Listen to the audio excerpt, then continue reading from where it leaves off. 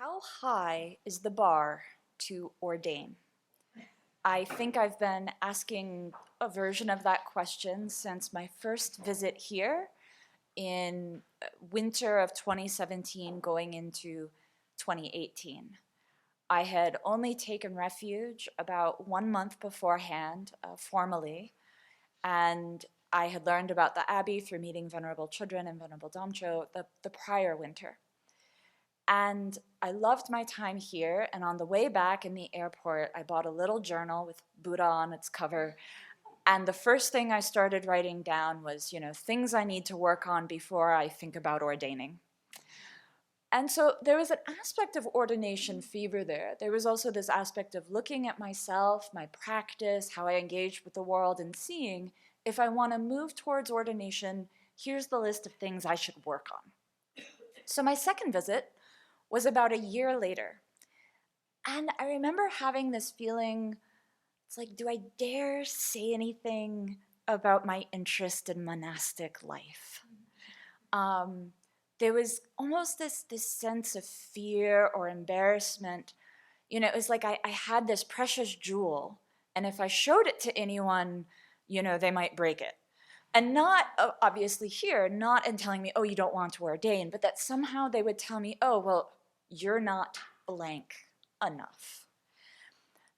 Because, it had only been 1 year since I had taken formal refuge, and I was only in safe 2. And so there was that sense of like, okay, this is maybe not, I don't really know yet if someone like me should say, well, yeah, I'm thinking about, looking at monastic life. And at one point, I actually don't remember if it was that trip or the subsequent one, venerable children made some offhand comments when I was doing something in the kitchen about next you'll be an anagarika. And my thought was, oh, yes, please. Yes, she approves of me. And so, I went home January of 2019 and really wanted to apply for EML that summer. Now, the prior summer, I had looked at EML, but I knew I did not yet meet the requirement of having taken refuge for over 1 year, because the website says that, and I take everything that the website says and any sign says very seriously. So, okay, EML 2019, it actually worked with my teaching schedule, and I now met the requirement. And so I don't remember if I initially emailed Venerable Sompton or exactly what I did, but I wanted to come and stay for 6 weeks, including the week-long Manjushri retreat and EML. And again, there's this feeling of, are you going to let me do this? Is it okay? Do I qualify?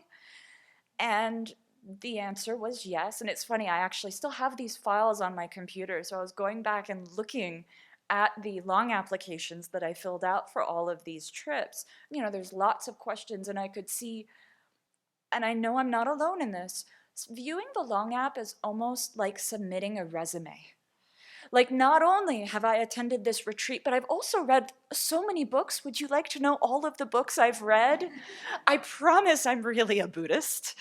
And so it's interesting to kind of see that thought in my mind, where again, there is this feeling of somehow I have to prove, somehow that I have whatever quality it is necessary to even be able to come to EML.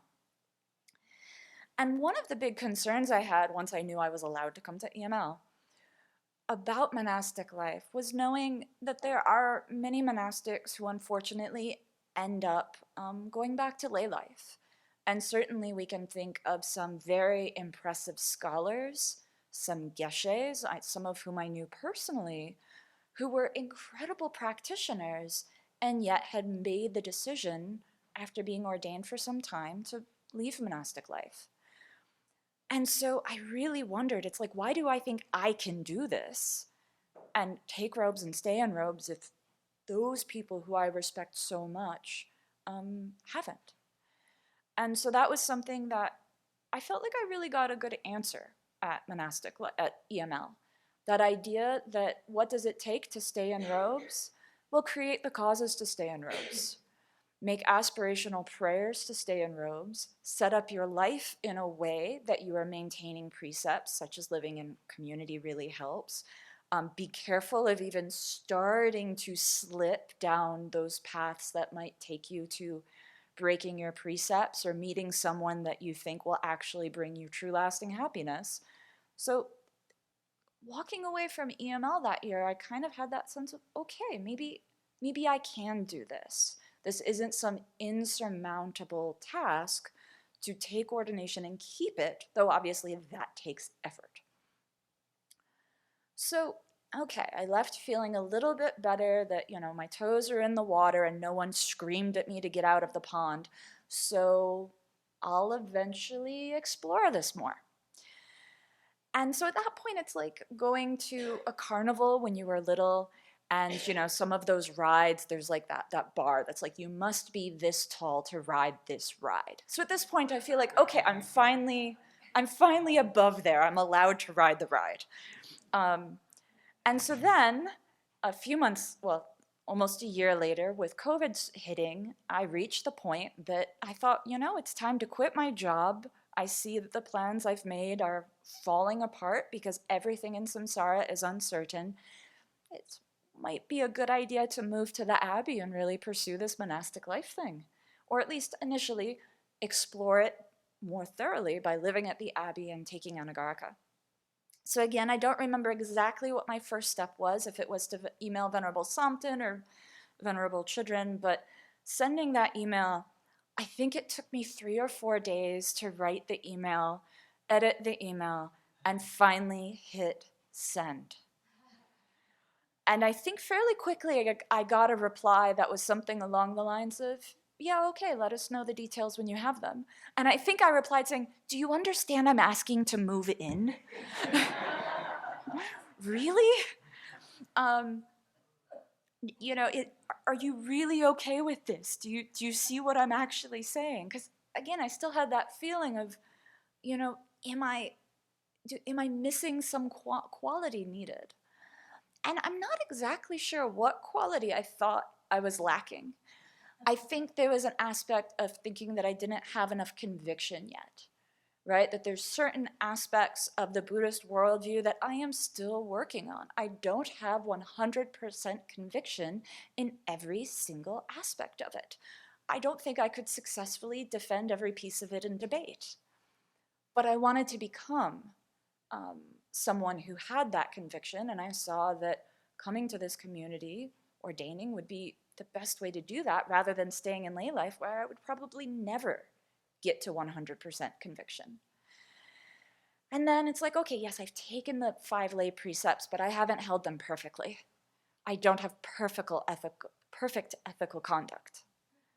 But again, coming here is going to be a much better way to improve on that rather than staying in lay life and being surrounded by people who tell me I should be drinking and lying and doing all the other things that I said I wouldn't do anymore.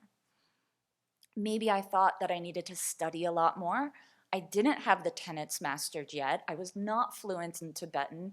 I think I had no idea what the 12 links were, so clearly it was not time for me to ordain.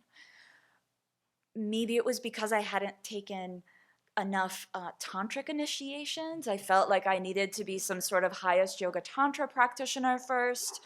Maybe it was because I didn't do very many retreats. I really had no concentration. I'm not sure which of those I thought I needed to actually qualify to come here to really deeply explore monastic life. And looking at that, I think a lot of this is really just about the 8 worldly concerns of wanting to have that good reputation, not wanting to show up here and, be that new person who doesn't actually know anything and can't actually sit in meditation very well.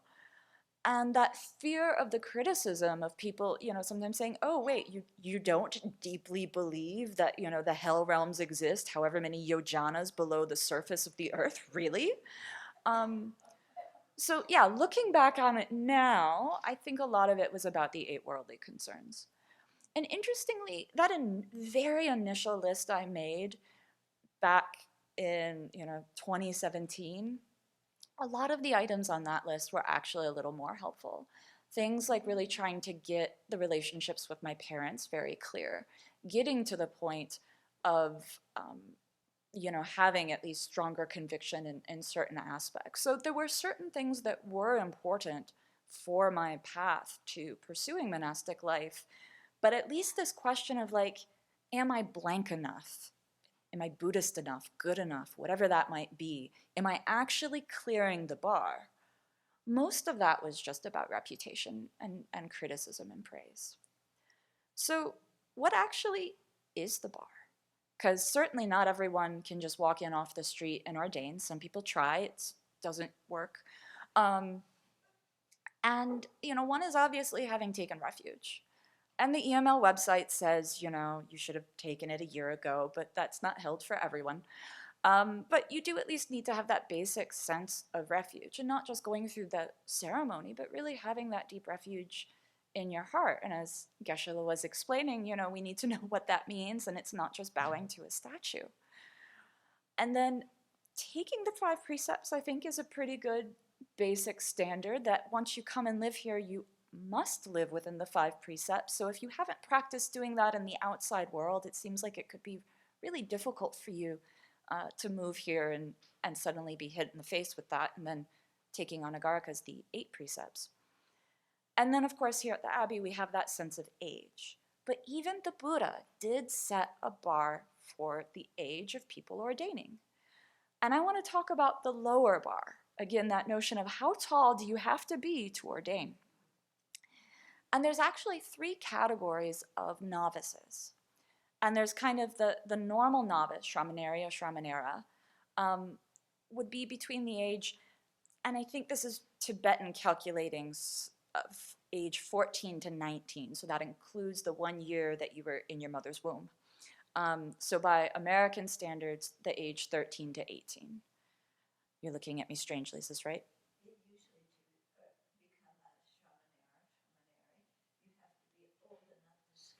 That's what I'm about to describe, the crow scaring. Yes, yes. So there's 3 categories, and kind of the true Shramaneri or Shramanera who's suitable to learn the Dharma are between American ages of 13 and 18. But younger people can ordain. And the standard, as Venerable Chudran said, you need to be old enough to scare away a crow or shoo away a crow. And the idea being that this represents being able to do small tasks for the monastery, and I guess take care of yourself in some vague way. And so this might be, say, ages 6 to 12. And then for most of us, if not all of us, the Shramaneri or Shramanera in name is, say, age, again, depending on what aging standards you're going by, but like 19 and older, where you're ordaining later in life. And so if you're at least a monk, you theoretically could take bhikshu vows right away. But you're actually still a novice. You're a novice in name. So this is how I've seen it explained in some of our Vinaya books. So these 3 categories of novice by our white book. This is in the white book. It's the white book. It's in the white book. The Shramaneri trainings and living Vinaya and daily life book. Mm-hmm.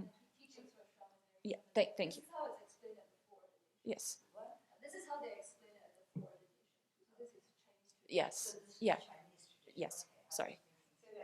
Okay, yes. So this is from the Chinese tradition. It's how it was explained at the full ordination, and it's yes, explained in the trainings for teachings for Shramaneris. And yes, so the aging thing, it's a little confusing, but yes, maybe it's also the Chinese system. Okay. But so the main thing is that, we're all capable of going out there and scaring some crows if needed to keep them away from the crops. But I find this interesting to see that, the guidelines here is not that someone comes in already knowing everything about the Dharma. The guideline is not that someone comes in already with high realizations. And I think it's helpful to keep that in mind, both as we're going down that path of thinking about monastic life. I'm guessing I'm not the only one who had that thought of, I need to have more X, whatever that might be, before I ordain. But I think the thoughts can also come up once we're ordained or once we're living here. That thought of, am I doing enough? Like when we're at that anagarika stage thinking about pursuing novice or whatever it is, am I doing enough for the community? Am I enough? And I saw that come up in my own mind when I was slowly recovering from COVID and had to spend a lot more time in bed and really couldn't do much physical activity. And so that's just the nature of sickness. That's the nature of having these aggregates taken under the control of afflictions and karma. And I've watched this with a Venerable Damcho after she had a concussion and basically had to stay in a quiet room and do basically nothing for a few weeks. There was no other option. And I've heard her describe a little bit about what was going through her mind, but I know from me, and I think most everyone else, we weren't thinking, man, we should get rid of her. She's not doing anything right now. Because we knew that we knew that she had made so much contribution to the community that she would again, and that she was a great practitioner dealing with some terrible aggregates at the moment.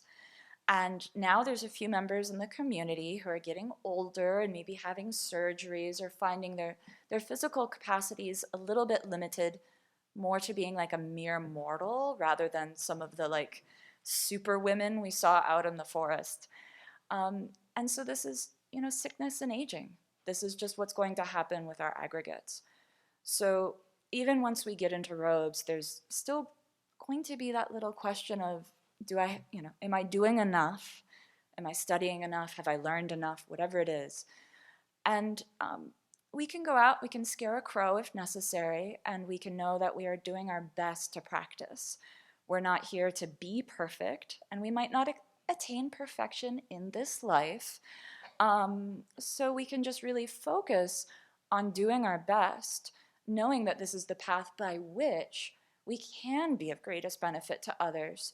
This is, the express way to Buddhahood. It still might take us a really long time to get there, but this is going to be the best way that we can transform our minds, contribute a lot to all sentient beings, and eventually lead them all to full awakening.